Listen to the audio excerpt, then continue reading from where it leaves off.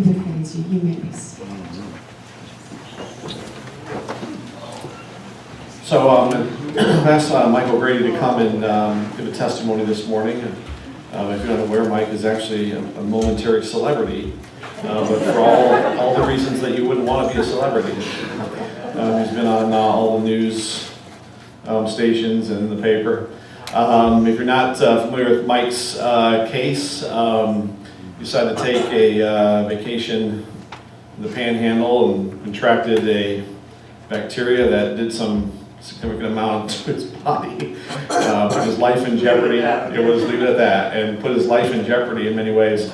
And so he's been through an ordeal, but God has been faithful to answer your prayers. And so I asked Mike to come today and talk about how God has been faithful to him.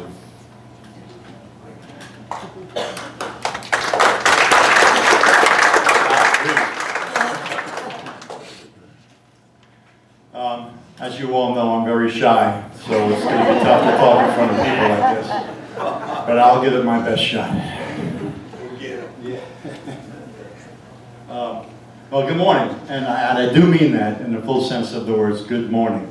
Because we can wake up every morning and see the beauty of God's creation. And I think that's important, and I think we take that for granted sometimes. Ryan asked me to speak to you this morning about God's faithfulness. But before I go there, I just want to thank each and every one of you out there for your prayers during my current ordeal. As most of you do know, I had that bout of flesh-eating bacteria last month. I spent over 2 weeks in a hospital. Had 6 surgeries, 6 consecutive days. But I've been home now for a couple of weeks, and I'm doing much better than even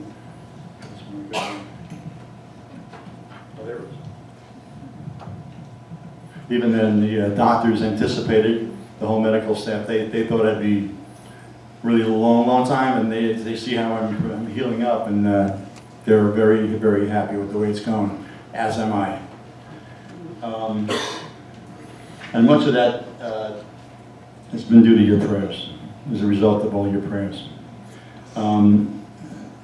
But then even more powerful than the prayers, I think, is that God's faithfulness to us. I'm sure that God will be glorified as a result of all of this that has happened. And be it in the way I react to how I've been suffering through this time, or by the way that people have responded to me with acts of kindness and food and prayer and just visits and messages on Facebook and such like that. Our faith in God is dwarfed by His faithfulness in us, to us. And whether the times of suffering or prosperity, He is still and always will be faithful to us. The past month has opened my eyes to how much I'm loved by all of you guys. And more importantly, though, by our faithful God. God bless you all, and thank you again for all your prayers and love. Now, we're going to do something here. I'm going to open a song. And I'm going to sing a verse and a chorus and another verse, and then I want you all to stand up and join with the praise team and sing the rest of it with us, okay? Is this going to be on the screen? Yep. It will be when they sing yes. When they see the screen. I don't see the screen. Okay. Great is thy faithfulness, O God my Father. There is no shadow of turning with thee. Thou changest not, thy compassions they fail not. As thou hast been, thou forever will be. Great is thy faithfulness, great is thy faithfulness. Morning by morning, new mercies I see. All I have needed, thy hand hath provided. Great Great is thy faithfulness, Lord, unto me. Summer and winter and springtime and harvest, the sun, moon, and stars in their courses above, join with all nature in manifold witness to thy great faithfulness, mercy, and love. Sing with us, please. Great is thy faithfulness. Great is thy faithfulness. Morning by morning, new mercies I see. All I have needed, thy hand hath provided. Great is thy faithfulness, Lord, unto me. Pardon for sin and unease and endurance, thine own dear blessings to cheer and to guide, strength for today and bright hope for tomorrow, blessings all mine with 10,000 beside. Great is thy faithfulness. Great is thy faithfulness. Morning by morning, new mercies I see. All I have needed, thy hand hath provided. Great is thy faithfulness. Great is thy faithfulness. Great is thy faithfulness, Lord, unto me.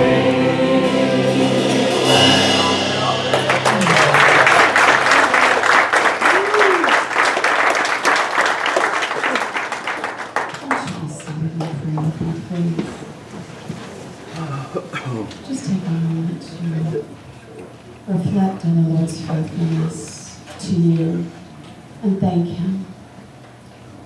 Just as Mike said, every morning that we wake up, it's to a new day of His mercy and His grace.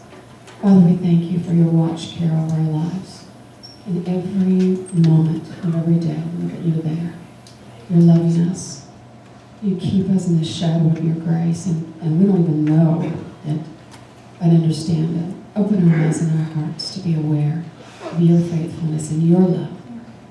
In the name of Jesus we pray. Amen. I'd like to dismiss the children now for Children's Church.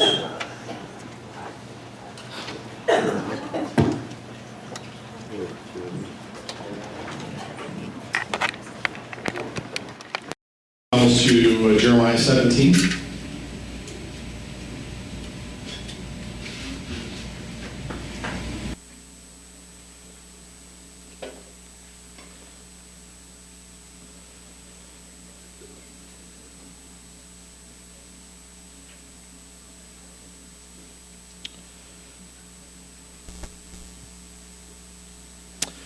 We're going to be reading verses 5 through 14 this morning. And if you would please stand for the reading of God's Word. If you don't have a Bible with you, should be one under your seat.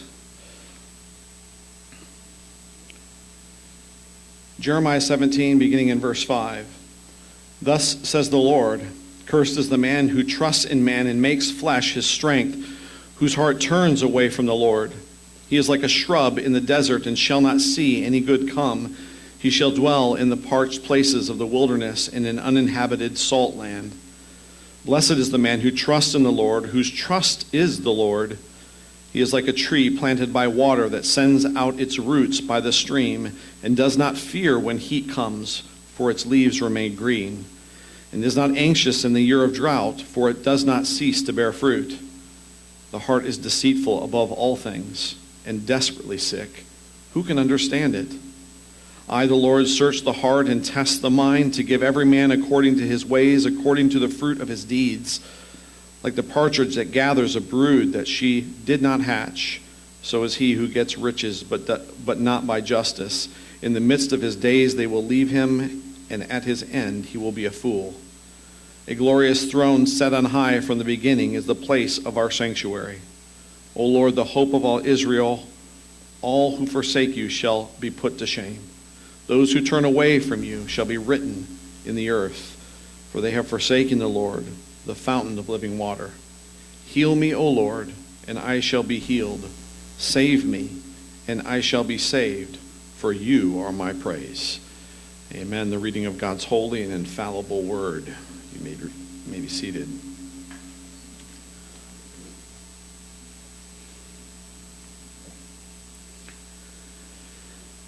As we look at Jeremiah this morning, as we begin a series on the issue of sin, how does sin manifest itself in our lives? It's important for us to examine exactly what is sin as we begin. This passage really helps us to do just that. I love this particular passage. It's rich in its imagery. It brings to mind images that help us process what is it that God is attempting to communicate about sin and about his holiness. And so as we look at this passage, we're going to talk about unbelief, how sin manifests itself as unbelief. So we're going to look at the source of our unbelief, the image of our unbelief, and the solution to our unbelief. The source of our unbelief, the image of our unbelief, and the solution to our unbelief. Let me just give you a little background concerning Jeremiah. Who is he? He's a prophet. What is the context of his book? Jeremiah was called during the reign of King Josiah. Josiah was actually a king who was a reformer. He was attempting to bring about reforms in Israel. Now, the environment in Israel at that particular time had been one of Israel moving away from God. So the covenant that had been established, the long-standing covenant, Israel was breaking that covenant. They were abandoning covenant worship. They were abandoning the instruction that God had given them. By this particular time, the northern kingdom was taken off into exile, and within a couple decades, the southern kingdom would be taken into exile as well. That's more well known because that's in 586, the temple is destroyed. Nebuchadnezzar comes, hauls everybody off. Within that particular group are Daniel and his friends. So we're a lot more familiar with that particular incident. That hasn't happened yet, but it's going to happen. And so there are some things that, there's some pretty important things that are happening in Israel. There's some tragic things that are taking place. And so over the course of Jeremiah's tenure as a prophet in Israel, kings come and go. Josiah's attempt to reform, it fails. And so we see Israel's sin grow. And so as it grows, Jeremiah has to play the role of prophet. He has to come and tell Israel, God's got some issues with what you're doing. And that's not a very popular role, right?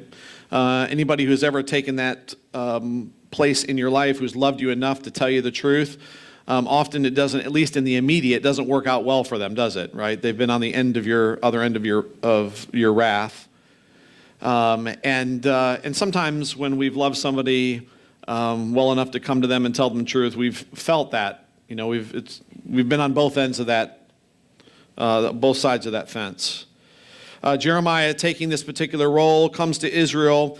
There were many times in which Jeremiah was in legitimate danger, and his life was threatened and was in danger.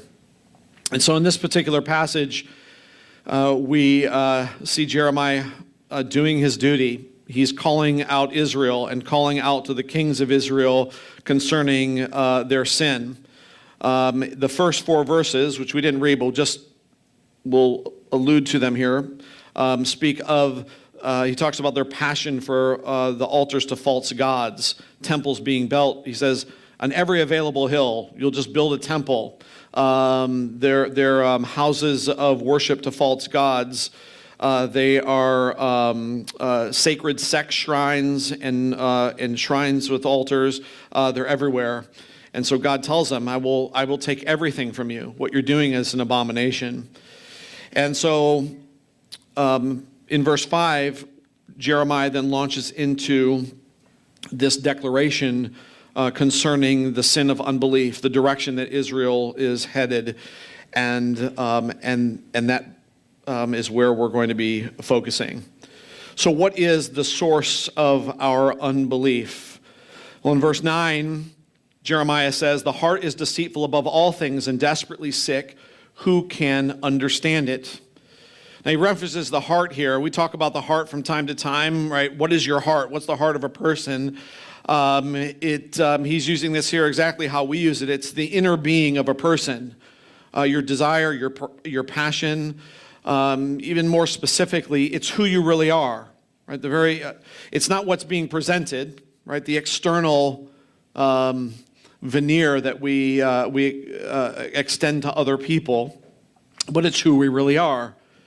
Probably a more accurate depiction of who we are is represented in our thought life, in our thoughts, than actually, what we say. What comes out of our mouth does reveal what is in our heart. Jesus tells us that. But we can temper that, right? We can temper our behavior. We can temper our speech. But often that is very different than what is inside. And so, as Jeremiah talks about the heart, it's a very deceitful thing. He says that it is sick.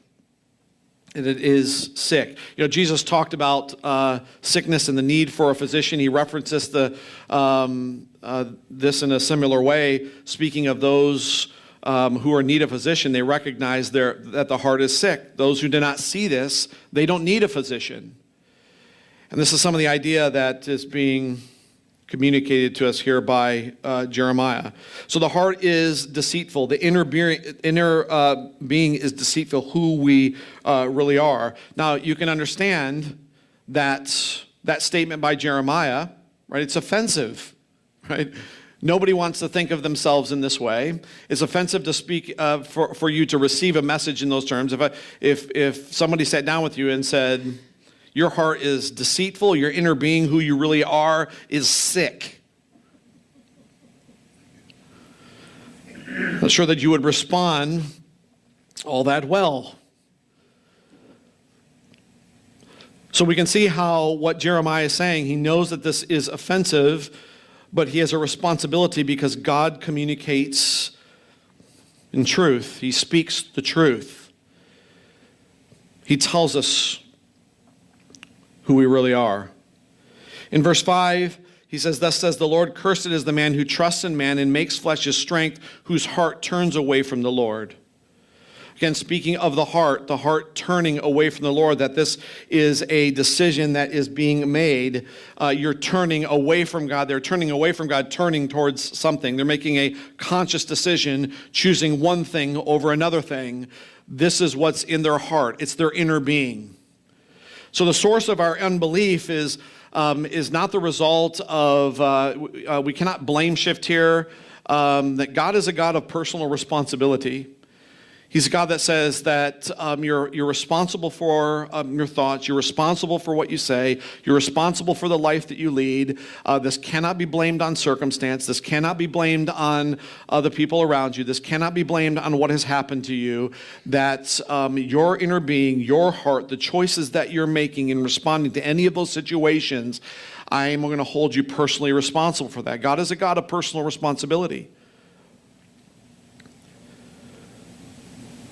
So what is the source of our unbelief? It is the heart. What is the nature of the heart, our very inner being, who we really are?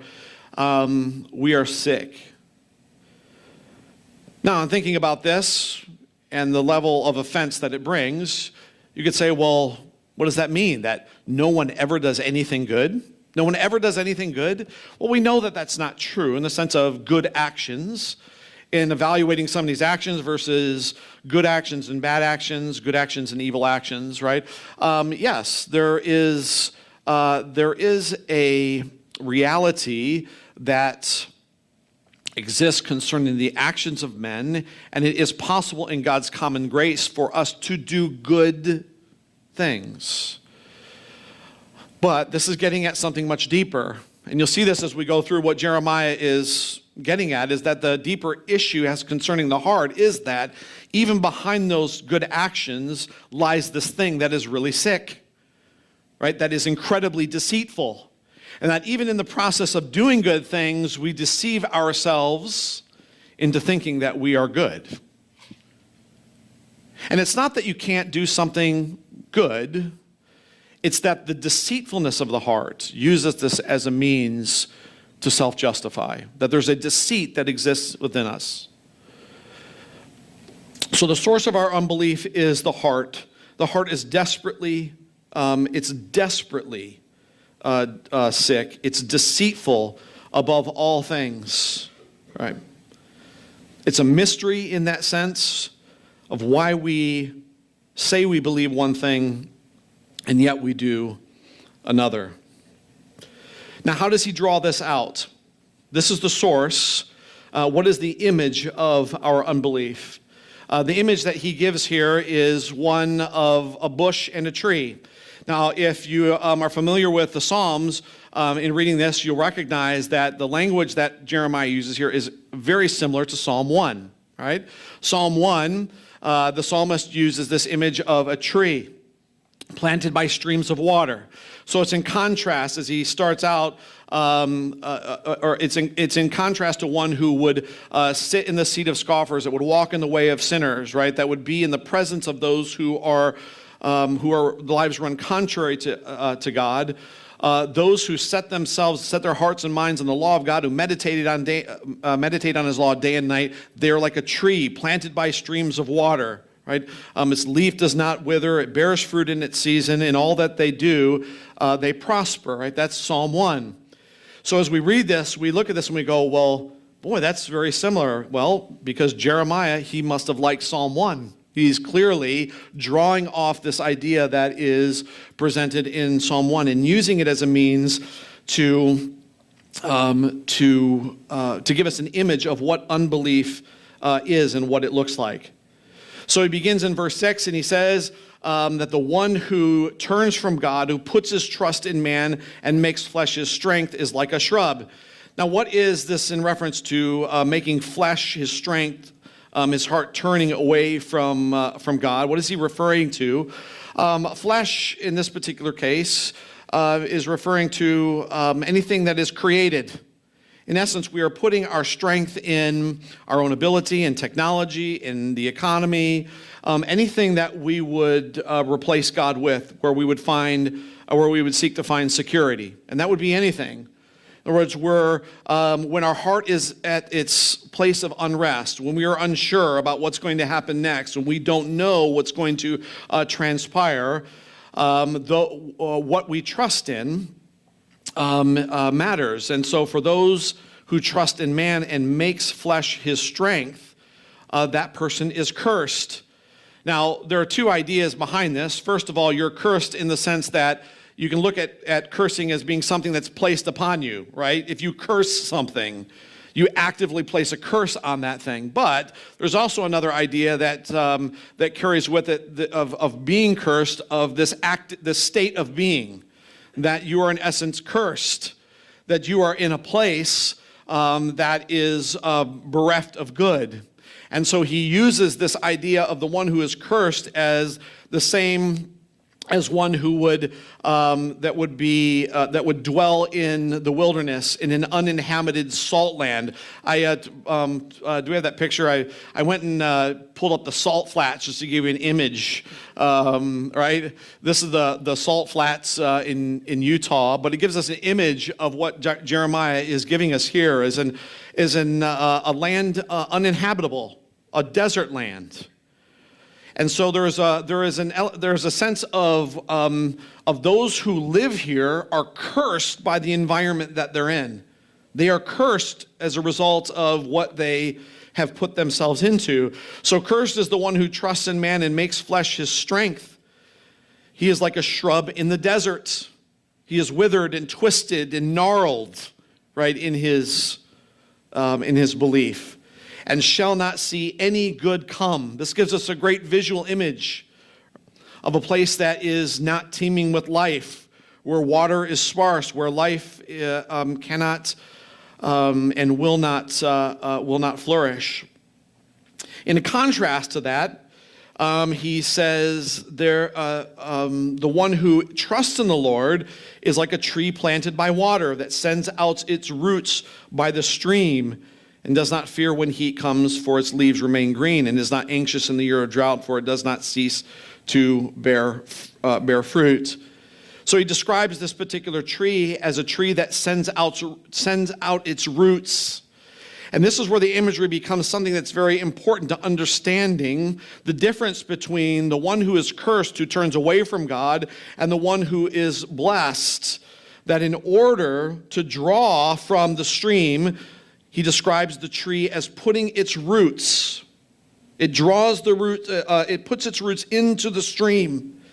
And so Jesus is talking about abiding in God. You're putting the roots of your life in the stream of God. There's some very similar language in John chapter 15 where Jesus says, I am the vine. Right? I am the vine, and you are the branch. Right? And if you are not attached to the branch, you cannot be attached to life. That I am the source, and so to be attached, to put yourself onto the vine.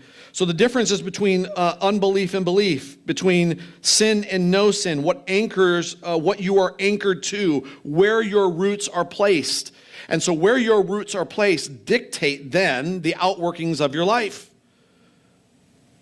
And as a result, he describes this tree as green, as flourishing. So what is the environment of the bush? What type of environment does it reside in a cursed land that's desert and barren? Thought, as I looked at this particular term, for desert, we sometimes use barren land, but in a similar way, it's how we would think of a woman who is barren. She has no offspring, no fruit, no child, no benefit to life. She is unable to bring life to others. And so the land that is a salt land, unable to produce anything, is a land of confusion, of no safety and security, of turmoil, of wars, crime, no trust, no calm suspicion. Are you suspicious of people? Often. Where there's power and domination, where there's exile, distinction between groups and persons. You don't belong, and here's why. You're not allowed in, and here's why. Faithless, hopeless, sorrow, bitterness. See, this is the environment of a land uninhabitable. And when we think about life in these particular terms, like who could flourish there? Who could do life there? How would a family flourish there? We're constantly fighting this issue in our family, right? It's not because we're inherently, that we're actively turning away from God, but because we live in a world that is working against us. And so in our family, right, we're constantly having to address a world that is a salt land, how does our family flourish? We have to actively think about those things that do not bring life, suspicion and meanness and hopelessness and sorrow and bitterness and contempt. For these things do not bring life. It's an uninhabitable place. We are a cursed people if we live in that land. I don't think it's hard to make the leap that as we look at culture and society, the landscape of politics and nations and our communities, that this isn't often what we experience and feel, and our families very close. At holidays, when families gather together, there's bitterness at times, and contempt, and anger, and frustration, and confusion, hatred. And that only extends outward to our workplace. We see videos of parents pummeling each other at Little League baseball games. And we look at this and we go, this is a land that is uninhabitable. A land where we cannot flourish. Where children stand by and watch parents punch each other and kick each other and scream obscenities at each other over a game. Jeremiah is right. The heart is desperately sick. See, this is the nature of where that bush resides. The one who trusts in flesh, right? They cannot find any type of stable environments. The one who trusts in this world, they are like a bush in an uninhabitable land. And how can God bless those who will not trust in him? See, this is the issue with, this is the very nature of how salvation works. How can salvation from death and sin come to those who will not believe, right? Who are actively turning away, who are moving away, that in somehow, they prefer the uninhabitable land because they believe that they're free. So is it okay in these particular situations to say to God, well, we expect you to continue to water our lives, but we sideline him, right? We tell him that his involvement in our lives is not crucial. It's only necessary when we believe that it's necessary. So we want him to water. We want him to engage. We want him to do something, but at the same time, we want to sideline him. So if you don't need him, and this is just speaking honestly and thinking about this, if you don't really need him, this is what Jeremiah is saying, then stop asking him to help you. If you don't really need him, then stop asking him to help you. And isn't this kind of ironic? Isn't it the very heart and nature of hypocrisy? See, the heart is deceitful and it's wicked at its core. At least have enough integrity to follow through with your life decisions, aims, and goals. This is what God is. He's a God of personal responsibility. If you don't need me, if it's not necessary, if I'm not necessary, then stop asking. Then stop asking, what type of relationship is this? What type of relationship do we have? This is where I wait around for you to call, and then I engage to make your life turn out the way that you'd like it to turn out, but really I'm not necessary. Just stop asking him to help you. Have enough integrity to follow through with your life decisions, aims, and goals. If that's your decision, then stick with it. Just stick with it. Often we live lives where God is on retainer. The Bible never communicates that God is a part of our lives, that he's to be on retainer. You know when you have a lawyer on retainer, right? It's a fee that's paid in advance to someone in order to secure or keep their services when required. This is the very heart and nature of religion. You know how religion operates? Religion is where you do your religious duty, in essence, to keep God on retainer. It's paying a fee. You're paying a religious fee to keep God on retainer so that when you really need him, when he really needs to step in, then you can call on him. And God is saying, you're a hypocrite. Your life isn't really about having a relationship with God. You don't really want his involvement. You just like to keep him on retainer. You just like to keep him available, make him available. And when he engages and he says, well, at least have enough integrity to follow through with your life decisions, aims, and goals. If this is the decision that you don't really need me, then stop asking me to help you. I don't get it, God is saying.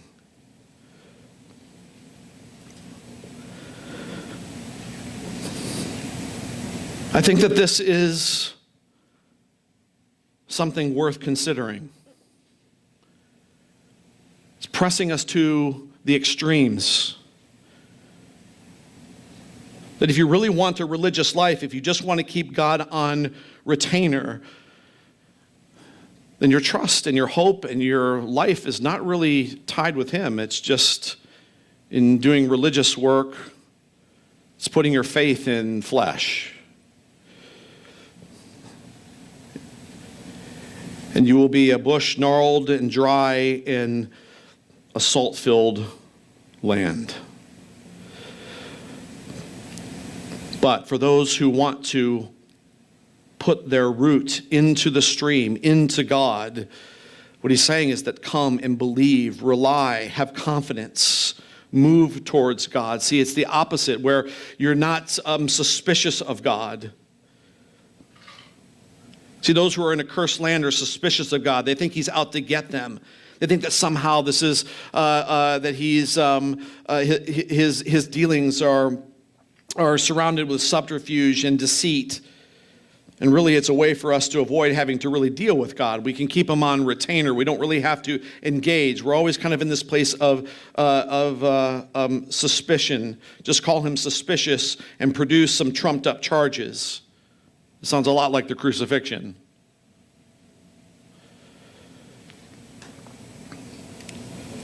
God says, Jeremiah says, for the one who puts his roots, finds his root in the stream, he finds security and finds confidence.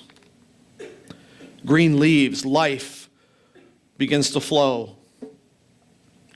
Life is evident by its by the nature of its leaves. And so he says there's two things that are going to happen. There's heat that's going to come. And the heat is good because in this particular case, because the heat forces us to ask, where are our roots going to be placed? See, the bush has roots too. But its roots are weak and shallow. It's not that it doesn't have roots. It's not in life. It's not in the in streams of waters. It has roots, but they're shallow. It's easy to pull out, right? From time to time, I'll as we have a fire pit in the back of our house, and over the summertime, I just kind of like let it grow up, and it just gets until I always know it's time when my wife says, "What is happening?" Right?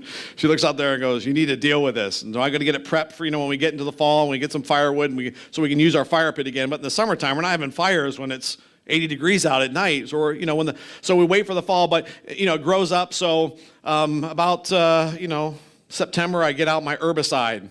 It's like the residential version of Agent Orange, and I just spray it on everything surrounding it, and I just wait. Right? I just wait. Because when I go out there and I try to pull them out while they're green, right, their roots are embedded. It's a whole lot harder. It breaks off. It's harder to get out.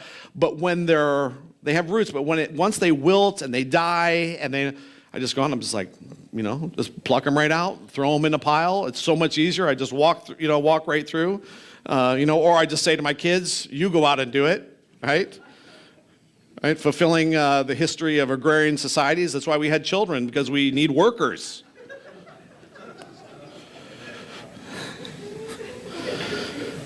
So they have roots, but their roots it's easy to pluck out. It's easy to pull out. When the heat comes, it can't survive. So what is the heat? The heat of life is going to come. The heat of life is going to come.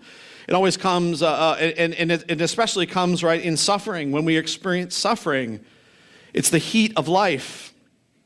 And for the bush, in the uninhabitable land where there's confusion, where there's suspicion,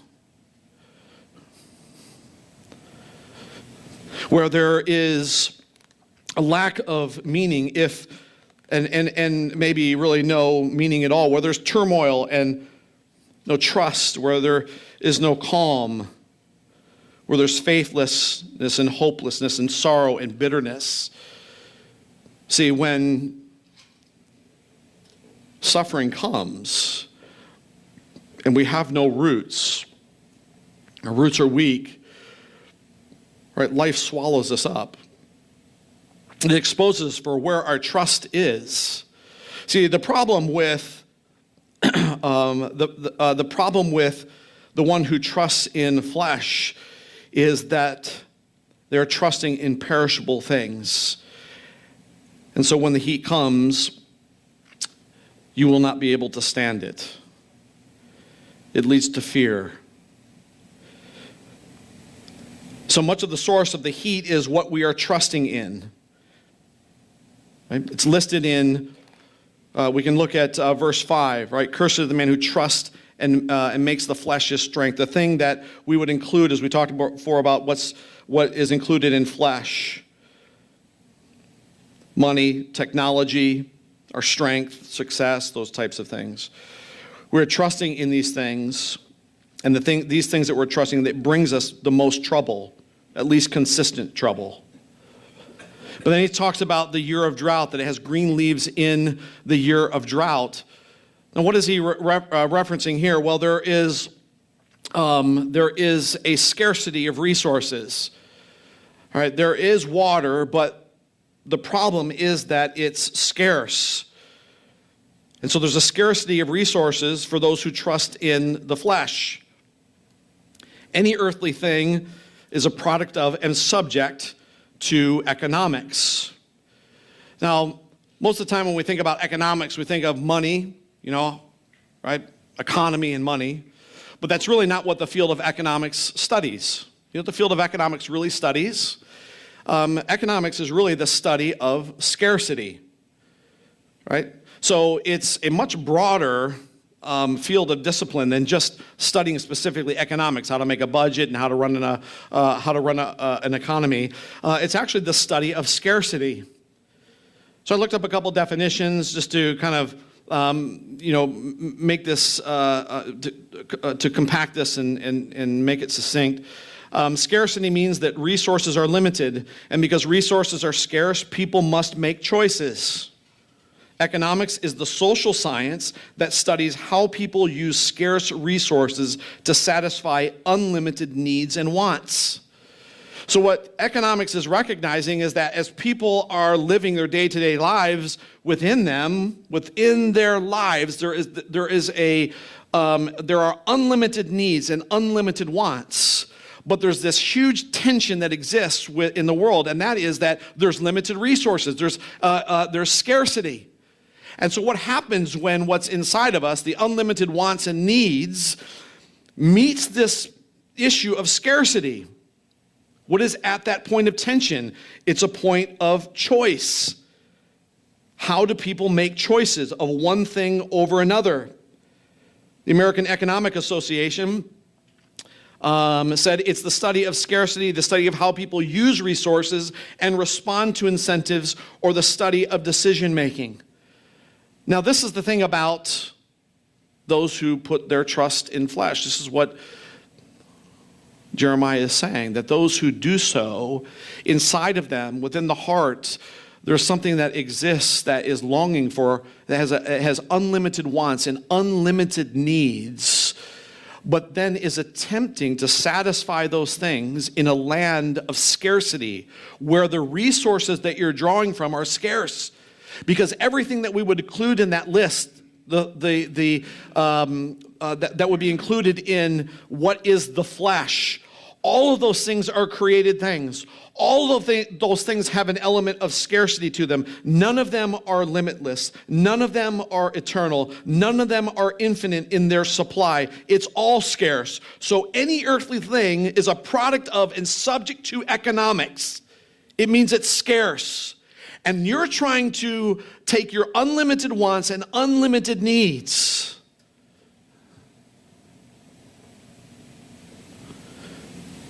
and find security and ultimate security and ultimate hope and ultimate answers of life. And everything that you're choosing to invest in has an element of scarcity. And so you have to select one thing or another. You have to choose because there is no unlimited reality. You have to make a decision. So when the heat comes and when there's a year of drought, what happens when things are scarce? What happens when suffering is created by scarcity? When there's a scarcity of emotional stability, when there is a scarcity of romance, when there's a scarcity of actual real things that you need, like we talked about, like gasoline or food, right? When there's a scarcity, what happens when that exists? You're having to make choices. What will you do? How will you act? How will you trade one thing for another? As things become more scarce, and as higher value commodities become more scarce, so we see who we really are come out. The heart is desperately wicked. And we find that we really live in an uninhabitable land. It's a salt land that's devoid and bereft of life-giving resource. And we are the ones who bring it to pass. And in the process of evaluating what resources we're going to use, God is thrown into the mix. We view him as a limited resource. We view him as a limited resource. And in the year of drought, what is created? He says, we become anxious. There's an anxiety that's created. But the one who trusts in God does not experience these things. Why? Because they must be operating by a different way of thinking. And this is what he's describing. It's where the roots are placed into the water. It's not religious living. It's not living religiously in a way, to put God on retainer. It's a whole different way of living, of putting the roots into the water. Your whole life source is different because what you see is that God is not bound by the rules of economics. He's not a limited, scarce resource.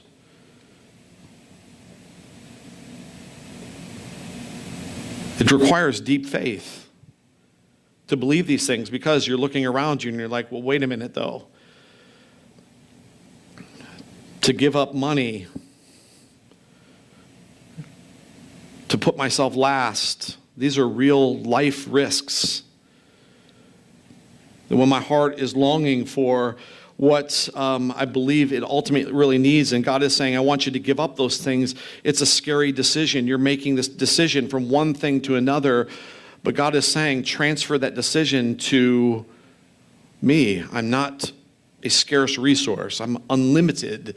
And your unlimited wants and your unlimited needs, those particular desires then tap into an unlimited resource. But you have to see that God isn't the one who is going to fulfill your life by saying, here's a bigger house, here's a better car, here's a better job. I'm going to fix. You can't. It's two different ways of thinking about life.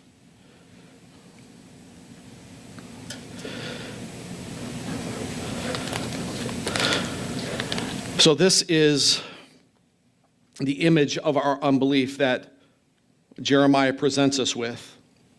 It's an image that describes two different ways of approaching life, two different ways of thinking about life. Where are you going to put roots in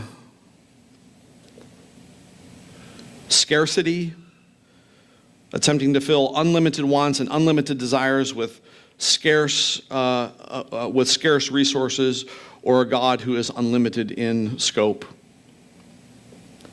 So as a result, God enters into the picture, and Jeremiah talks about God as judge, making the distinction between those who are placing their roots in the river and those who are not. Because see, what we don't want to ultimately come to grips with is that it's not just that the philosophy at the heart, the choices that we're making at the heart of who we really are, have real world consequences. And what God is saying is that it begins to spill out as you start interacting with human beings and you start living your life, that the choices that you're making from one thing to another affect the people around you, the things you say, the things you do. And we've been on both ends. We've been the giver and the receiver in this regard. And so God says, I will search. I know the heart of man fully. I know the heart. And see, God is able to judge justly and perfectly, that he will search and that he will test, that all men will be judged. That all men will be judged. All men will be assessed. Where is your root system? What is it that you ultimately rely on? Look at verse 7. In verse 7, there is Jeremiah, the way that he words this is very interesting. He said, "Blessed is the man who trusts in the Lord, whose trust is the Lord." Blessed is the man who trusts in the Lord, whose trust is the Lord. Now, what's interesting about this is that there are actually two different statements. He says trusting in the Lord, but then he adds on this little thing after that, whose trust is the Lord. So what is the difference? The difference between these two statements as he qualifies his statement is between